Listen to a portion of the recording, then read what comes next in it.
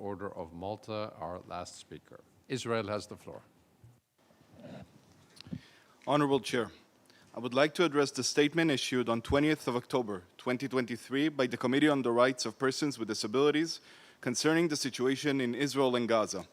Disappointingly, the statement issued by CRPD fails to clearly and unequivocally condemn Hamas for the atrocities committed on and since the 7th of October 2023, during which Hamas deliberately slaughtered 1,400 Israelis, including many persons with disabilities.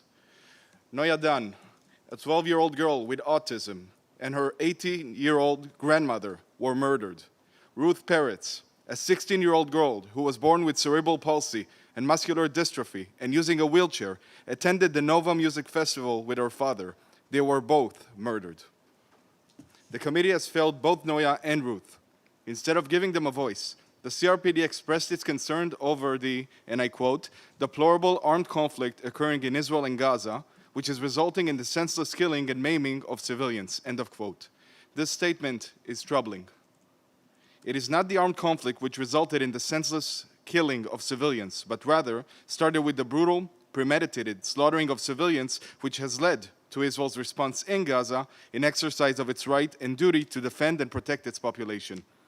The CRPD statement also draws a false moral equivalency between Israel, a democratic country that respects and upholds international humanitarian law, and Hamas, a genocidal terrorist organization.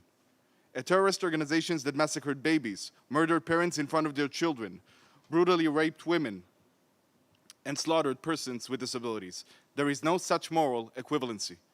In its statement, the CRPD, quote, requires all states parties and all actors to comply with international humanitarian law and international human rights law, and to take all necessary measures to ensure the protection and safety of persons with disabilities in situations of armed conflict, end of quote. Let me be clear. Israel adheres to international law. Terrorists do not. In fact, terrorists do not even adhere to the most fundamental principles of humanity. In future statements, Israel fully expects that the CRPD clearly condemns this terrorist organization, Hamas, and refrains from implicitly repeating false accusations and drawing false moral equivalencies. Thank you. I thank Israel. Give the floor to Mali.